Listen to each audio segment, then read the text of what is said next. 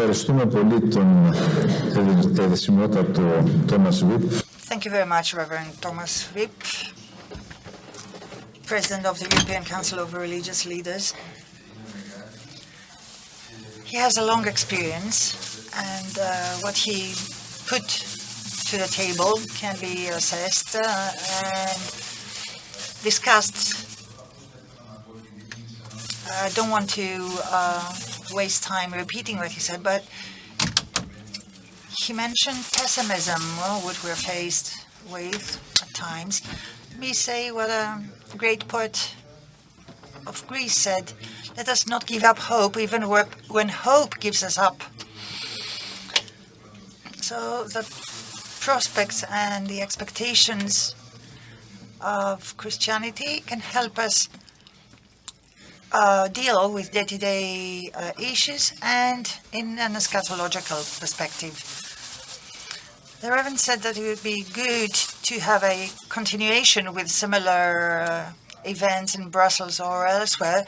Indeed, I agree, this journey we embarked on to promote Christian values as one of the key pillars of the European edifice will not stop at the elections. It will go on. There's no time left now to organize conferences that will be as successful as the one here in Thessaloniki. Our aim, however, with the help of the partners, is to have similar events, both in Brussels and other big European capitals in the forthcoming period. Because, indeed, Europe is not a park of atheists. And let me give the floor to Mr. Spiros Papas. Mr. Mangioros, you will be the last speaker. Lawyer, former General Director of the European Commission. I would like to take the opportunity to thank him for his decisive contribution last February to the successful presentation of the volume The Churches of the Wisdom of God Around the World in Brussels, at the heart of the European Union, where important decisions for the European future are made. I'm talking about the volume. You can have one copy, if you will. It's in English and Greek. This is a huge venture of the I.A.O. following the conversion of Hagia Sophia in 2020 in Istanbul to a Muslim mosque. As a step back, a cultural step back on behalf of Turkey, and that distances itself from the secular state. A few days ago, the Hora Church was also converted into a mosque. Thank you, Mr. Charakopoulos. You just deprived me of the privilege of being the last speaker, so I can refer to the previous speakers and be very, very brief. So you have to bear with me for a little while longer. Let me get back to what you said.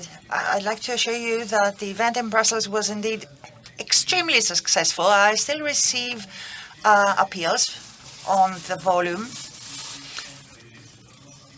and I will briefly publish the conclusions of what we discussed then with the representatives who participated. Just a couple of thoughts.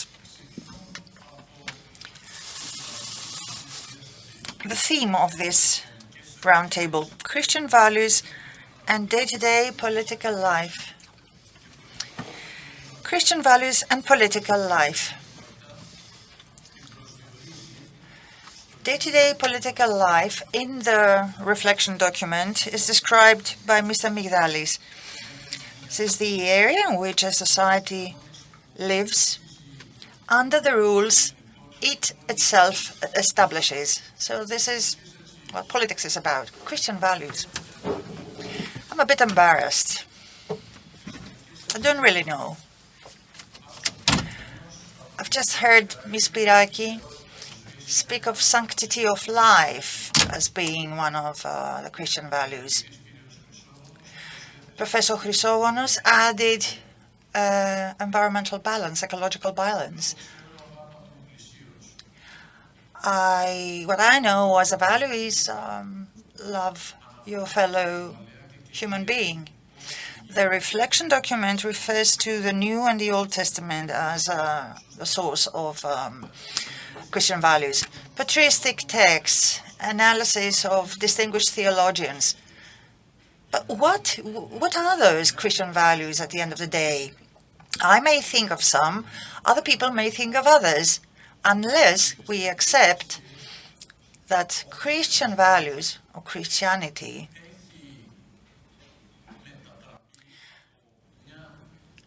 from a religious dimension has now taken on a cultural dimension. I'm talking about culturalization of religion. I would have no objection to that.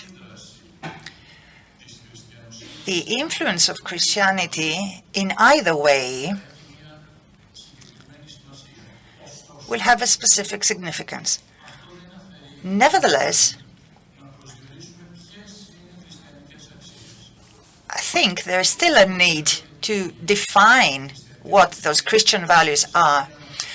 I'm saying this because Christian values are, well, not opposed, but compared to European values. Article 2 of the treaty. Among these values, the European values, the principles that reflect what we've been talking about, the origins of the European Union from Greece, Rome, and Christianity. Partly enlightenment. These are the sources. Nobody questions that.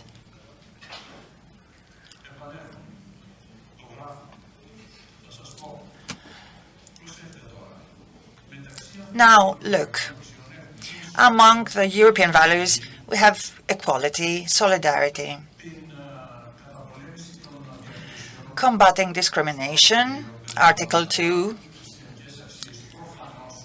obviously Christian values, but we need to document them somehow. Article 3 speaks of peace. Then we have combating social exclusion. All of these are Christian values that are incorporated in the treaty. Preamble, Mr. Migdalis, inspired from the cultural, religious, and humanitarian heritage. Do you doubt that Christianity is the common religion in Europe? I want to hear an answer. Anybody among the audience doubts that Christianity is the source of the European Union?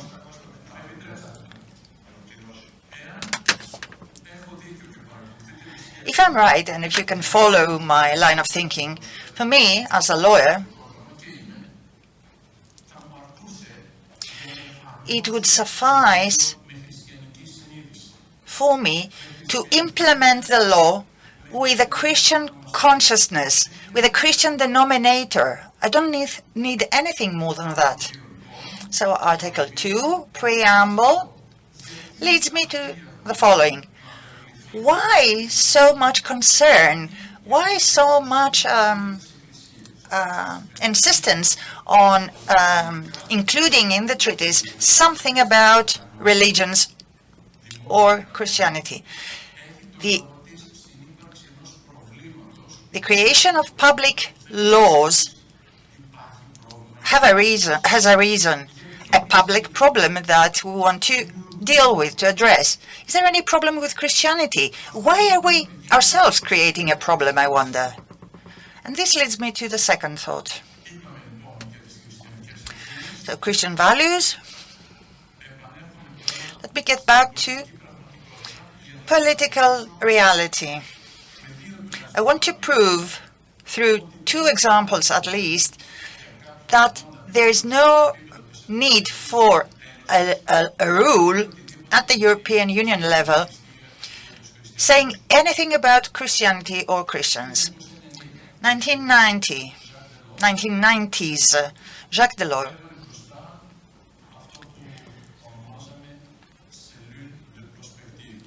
he initiated what was called at the time Cellule de Prospective, forward-looking unit, reporting to himself directly. He was part of it, with bright associates. I had the honor of being one of them. I actually contributed to the restoration of a structured dialogue with the churches. But what kind of dialogue? I can assure you, it was a meaningful, substantial dialogue.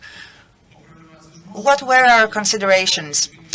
The fact that Europe started from 6 states, with prosperity and peace, or the avoidance of war being the main objective. So it was an economic dimension and prosperity.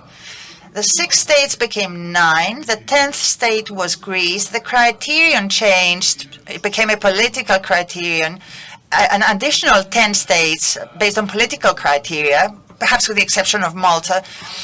On the one hand, in order to ensure restoration of democracy, and partly to avoid aggressive neighbors.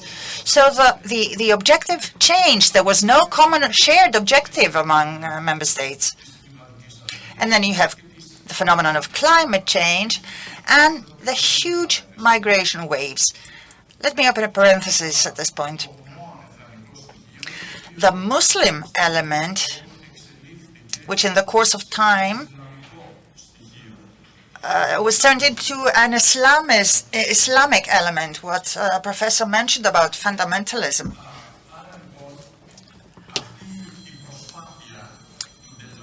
So the law's efforts were made without having any rule.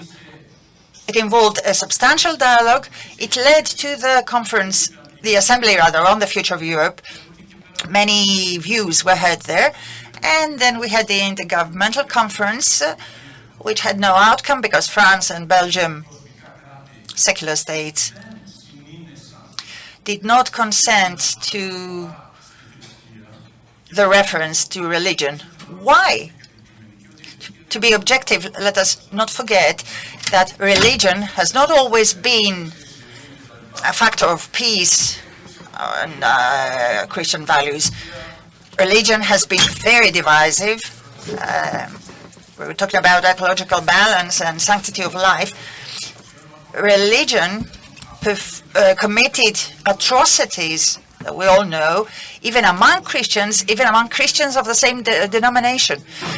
So Jacques Delors made a successful effort without any need for rules, following long discussions and the insistence by churches to have at long last some text in Article 17 of Lisbon Treaty and see where we stand. I want to know whether you're happy with it. There is a dialogue, there is structured dialogue with the participation of everybody.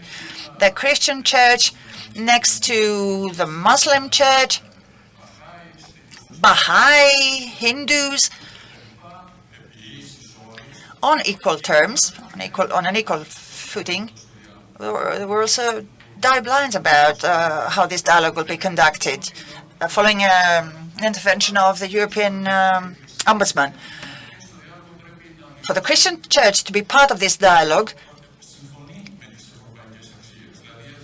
it needs to state that it agrees with the European values. And this is an oxymoron. The source, the mother of the European Union, partly asks for recognition by the European Union or submits a statement of accession to adherence to the European values, which are largely Christian values. Sorry for interrupting, but we need some time for dialogue. Second example, European Court of Justice, without any rules, admitted that the headscarf is not permitted in schools, public services, and so on, in spite of the fact that the treaty speaks of religious tolerance and freedom of religion. So if I'm right in what I've said, you may wonder, what are we supposed to do? The role of Christian faith is different. Instead of reaching out to Brussels, bring Brussels into its arms.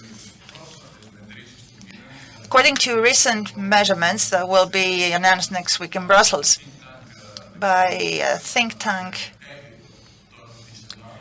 an acclaimed think tank in Greece, Dionysos, carried out a survey, and the vast majority of the population still report that they are Christians and that they are believers. This percentage is not declining, and there's still time for the Church to take initiatives in response without placing itself on an equal footing as other churches, although equality is a Christian value, because the Christian tradition is part of the European Union already. Thank you. Thank you, Mr. Papas. As a staunch pro-European, Christianity is not questioned by anybody in the European Union, he says. We were recently in Bosnia-Herzegovina attending an international conference organized by the Parliament of Bosnia-Herzegovina. We had members of that parliament during the conference and the Muslim League.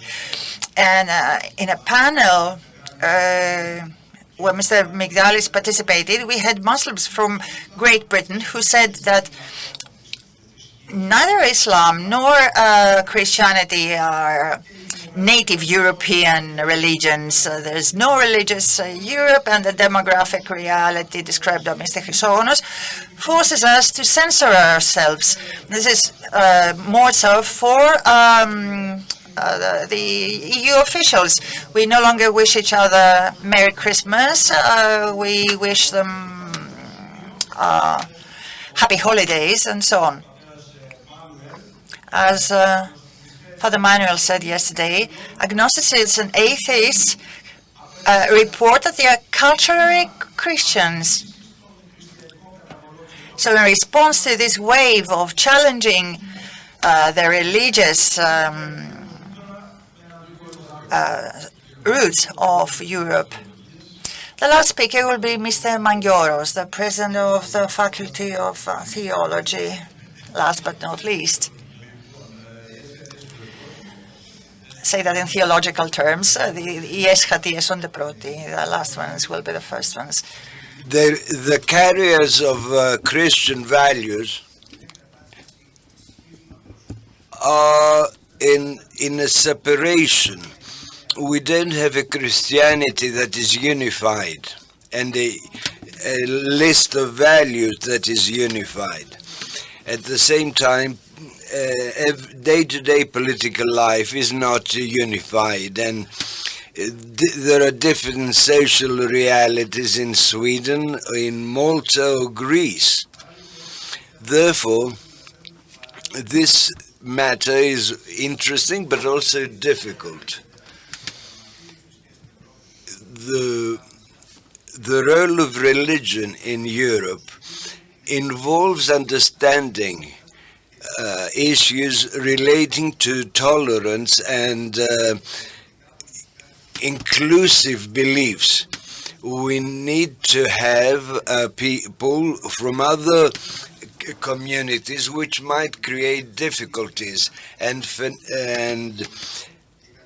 exploitation of this will lead to may lead to conflict and unchecked violence. We're in a religious disturbance. We have altars moving along with the migrants, and pushing Christianity to the private sphere did not delete its presence, simply limited it, and Europeans produced secular idols such as the political ideologies of the 20th century. However,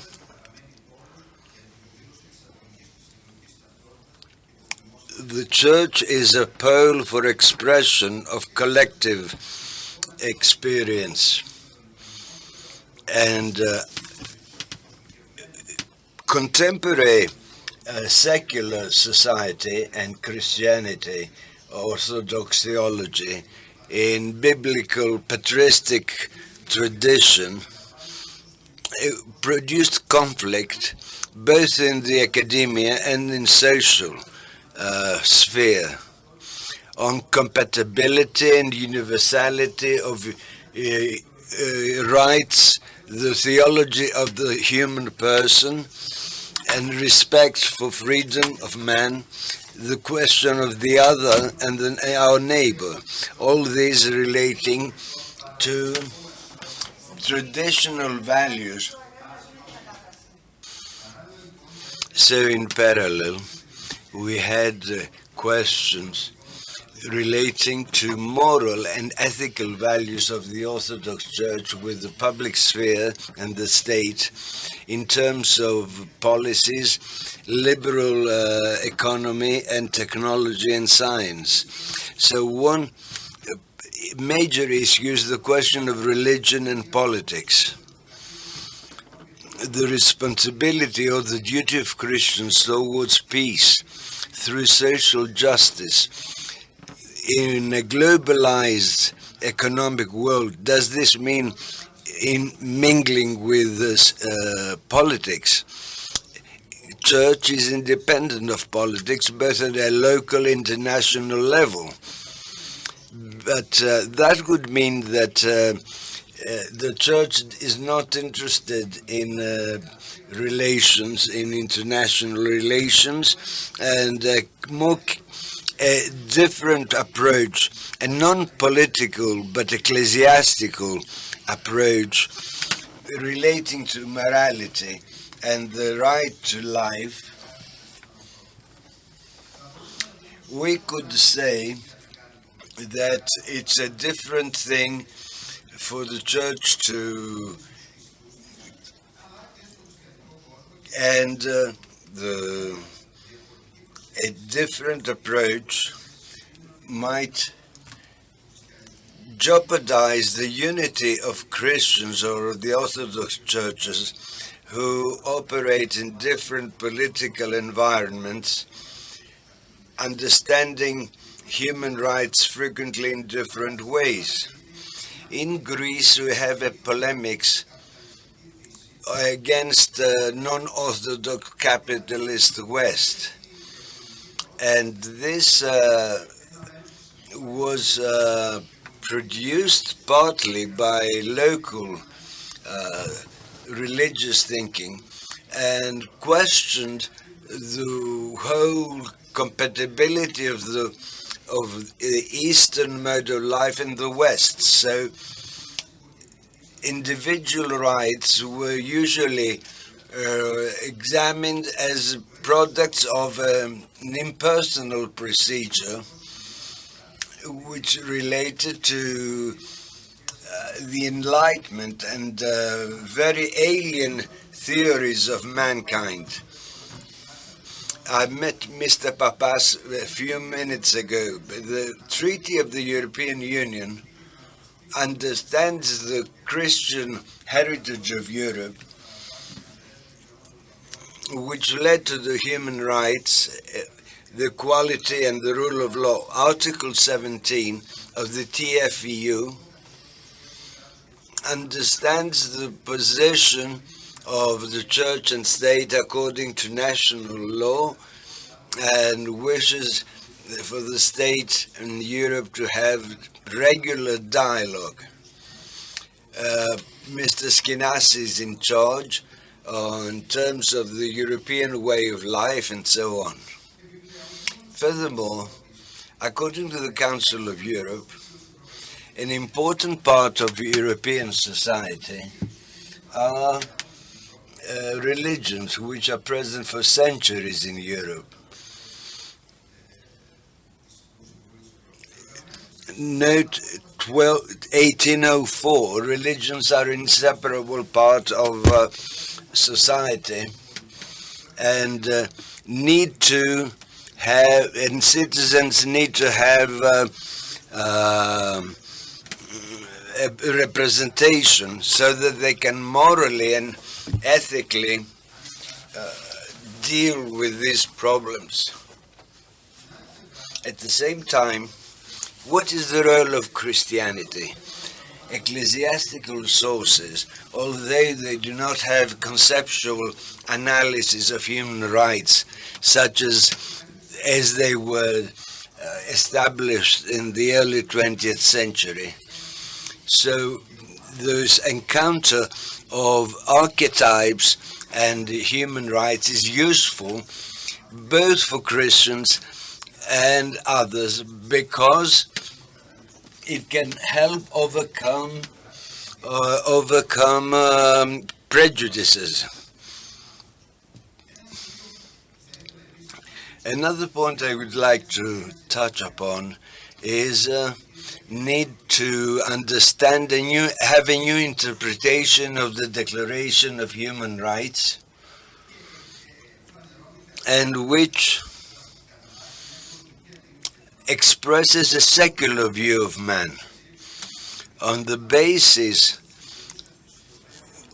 of this, accepting and respecting human dignity and human family is the foundation of freedom and justice for the modern world. This could be a religious text. It is not, but it is inspired because Article 1 ascertains that all human beings are born with the same rights and so on. And let me refer to Professor. We never teach who are all those philosophers who had religious foundation and who contributed in the Declaration of Human Rights back in 1948. I think this is a lacuna. So if we cultivate a culture relating to human rights, and this nucleus is the respect for human dignity, and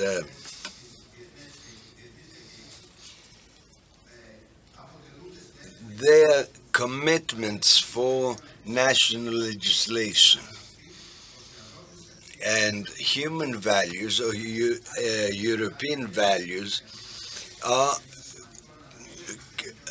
emanate from Christian archetypes, because Christian religion must give meaning to everyday life. It's not a theoretical or reference to traditional values of a Christian, so to speak, footprint.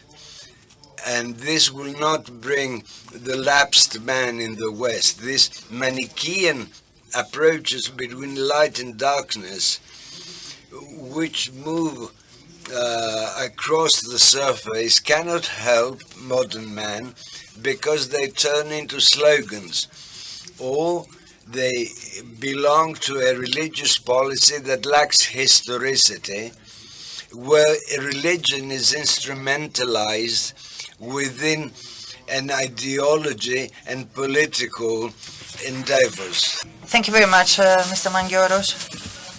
But I think it's essential to realize that trends of understanding things are being revealed, and this is the soundest thing a conference can do.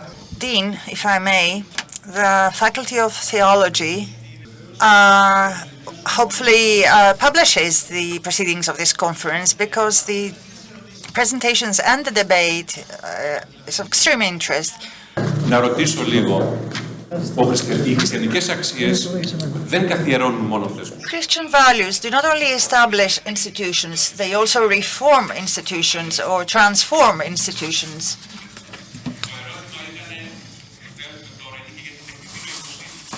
The question of AI arises in this respect. Please don't ask questions to the moderators.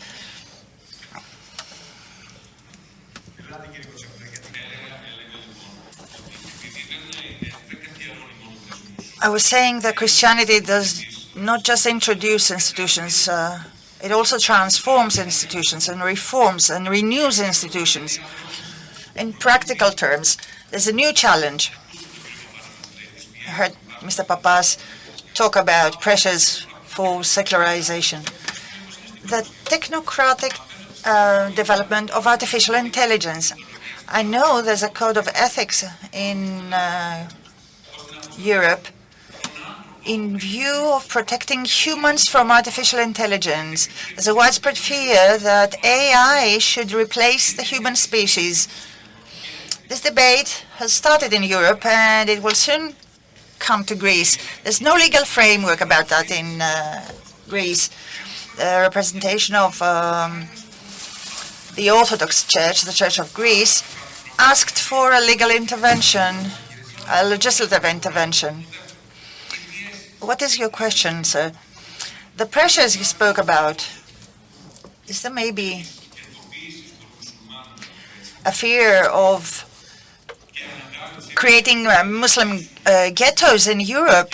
And this is the reason why Europeans feel obliged to talk about protecting the European way of life and building similar portfolios.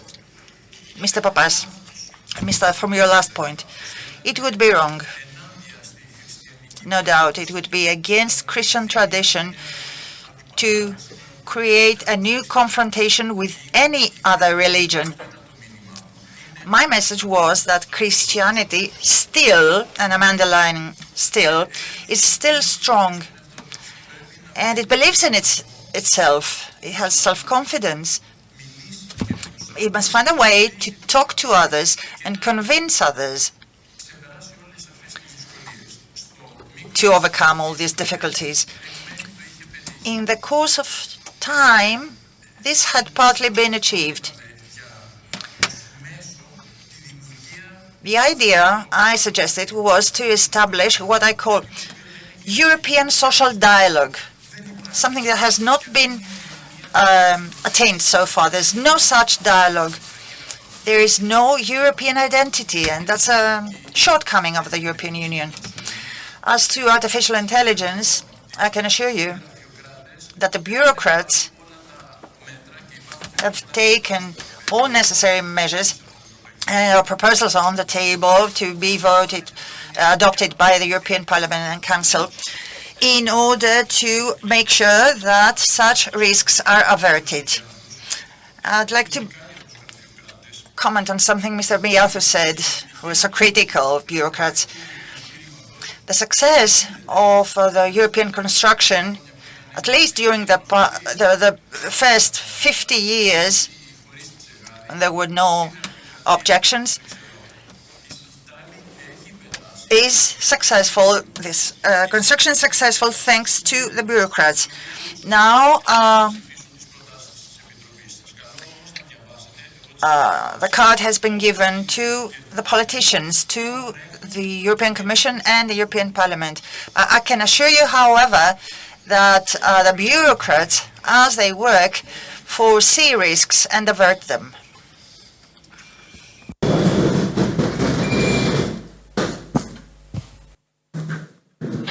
Hello, I'm Bouras.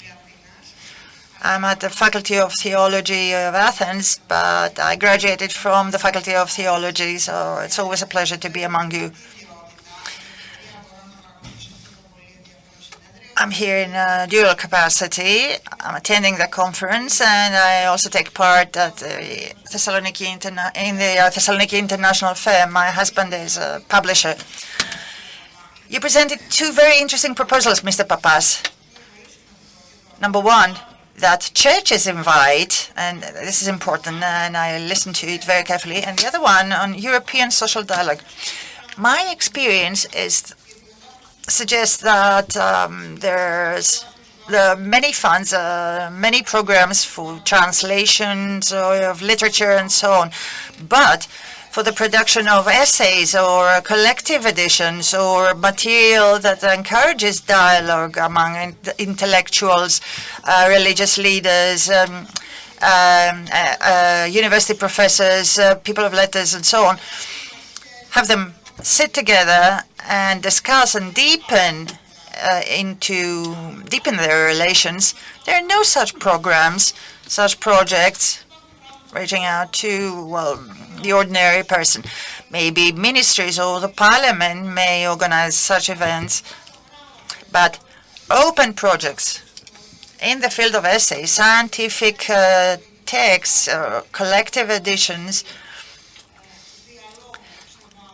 that are excellent tools for in-depth dialogue, we have none.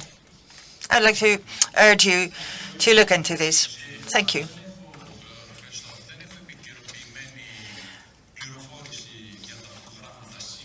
I don't have updated information about the programs today, but I would be greatly impressed if there were none.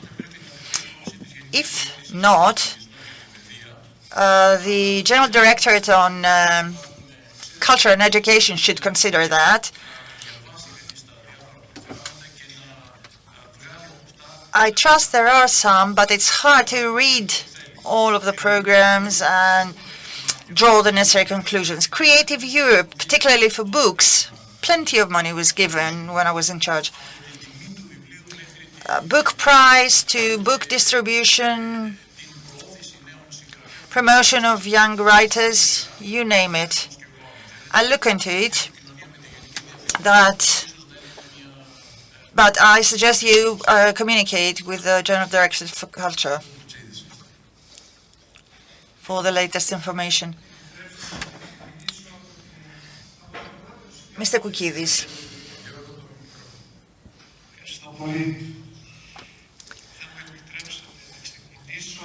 Allow me to start from the first part of Mr. Papas's answer, who said that the Christian world,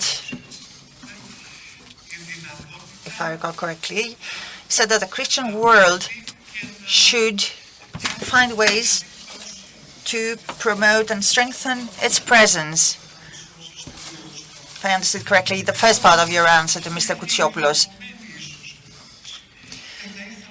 My question, you probably heard it thousands of times.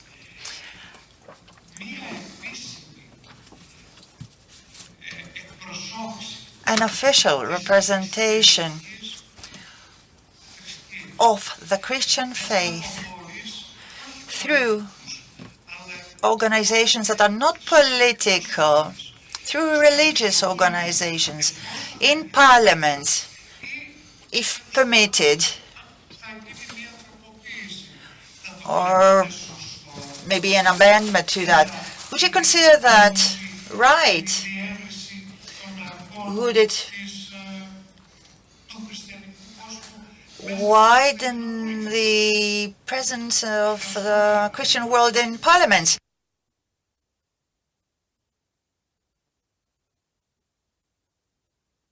I'm sorry, we've run out of time and the next panelists are arriving.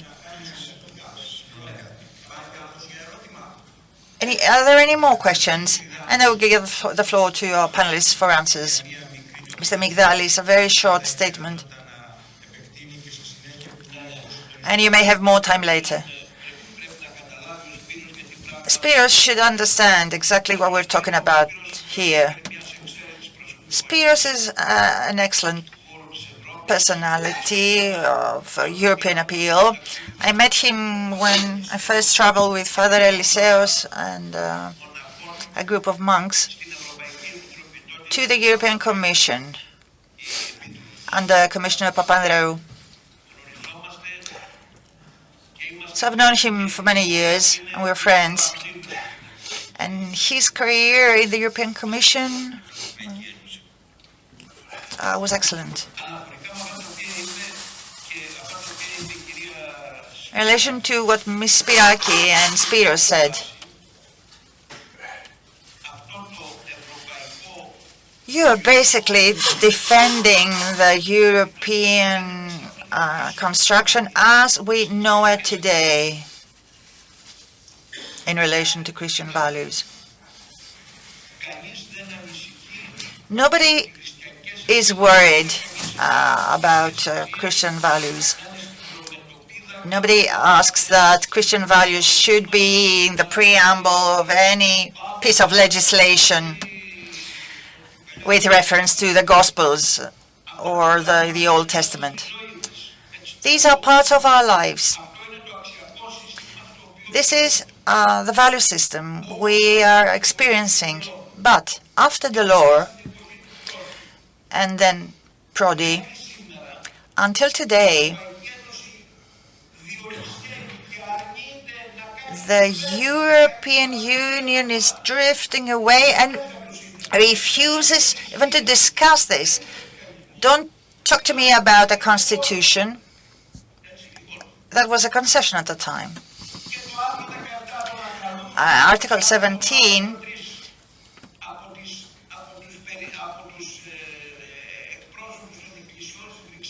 calling a couple of church representatives in Brussels every week, have a coffee and engage in small talk. Well, that's not equal to dialogue. And the fact that Ms. Spiraki, with the European People's Party, went to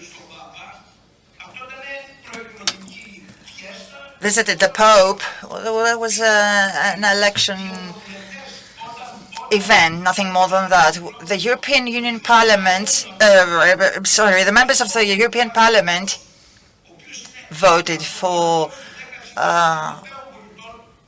the report on the future of Europe. They never took part in any dialogue. They weren't invited. Not even one of them. Christian values as a social phenomenon causes fear in them. The vision of a united Europe is being degenerated. This is the risk. And MEPs turn a blind ear. They're highly paid. And people expect them to resolve their problems. The major issue is that Christian values are not mentioned, not even once, in 300 pages. There's no reference to the value system. Europe is degenerating because there are no reference. You're suggesting that, you said that churches were responsible for wars. Okay, all of us know that. Europe, however, is also responsible for 2 world wars. What are the European values? And nothing more than Christian values. Stalin is also a kid of Europe. And he killed millions. Christian values have been with us for 2,000 years. Right now, only 15% trust the European prospect nowadays, and MEPs pay no heed. Simply visiting, paying a formal visit to the Pope. You don't help us approach this issue, Spiros. Dean, please let us take answers now. The debate triggered by Mr. Migdalis' statement is also relevant to the next panel with excellent panelists. I suggest that we do not comment on that. A very brief answer. Let me begin with my dear friend Kostas Migdalis. At the end of the day, there's no disagreement between us. Just formulating it from a different perspective. Of course, I'm not happy with the current developments. Yet, I do not think that any institutionalization in relation to the Christian faith or the church would be the solution to the problem. Try to explain that not only will it not resolve the problem, it will weaken the church and the Christian religion, because I think that the Christian religion is a given component of the European Union. I explained why. And legal texts also allow for drawing this conclusion. I can see the problems. And at the current stage of geopolitical developments, the Christian faith should take the initiative for action. What you're doing today is such an action. It's not enough. You should do it on a daily basis. Citizens, practitioners should engage not in a religious dialogue, but on European affairs. You should do what the European Union has failed to do so far, i.e. crystallize a European identity. It's only on paper. We don't feel Europeans. First we feel Greeks, French, and so on, and then Europeans. Mitterrand, many years ago, said in Strasbourg, at the plenary of the European Parliament, I hope the day comes when I can say I'm European and then French. We're not there yet. Now, about the dialogue.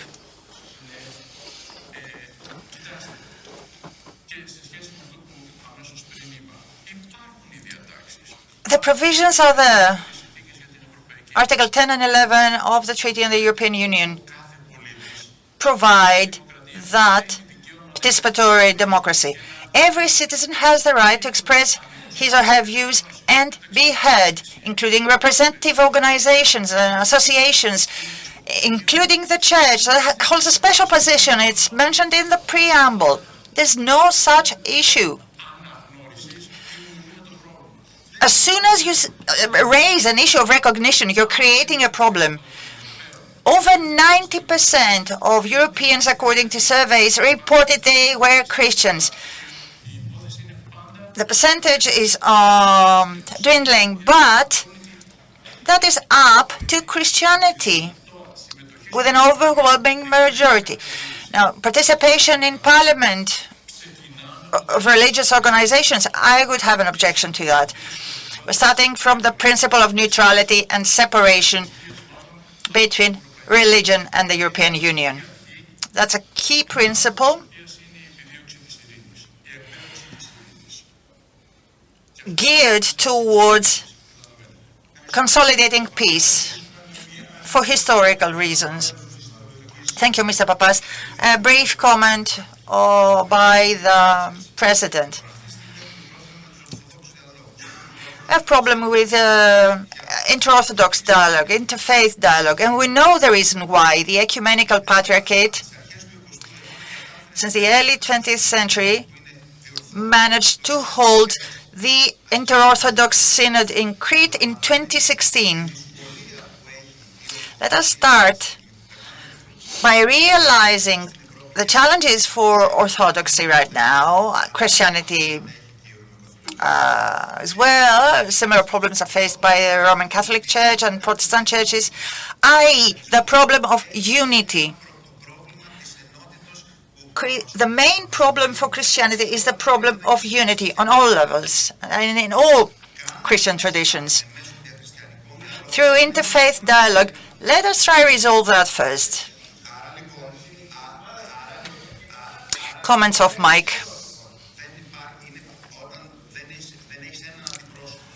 When you don't have a representative that communicates with an institution, and you have 15 of them, then you have a problem. Mr. Harakopoulos, I'm afraid I have to draw that to a close. We're late already. I feel I'm expressing all of my colleagues at the Faculty of Theology. We're very happy to have been given the opportunity to jointly organize and host at the School of Theology such a conference that promotes such a dialogue. We shouldn't overlook, downplay that. It's very important. Thank you.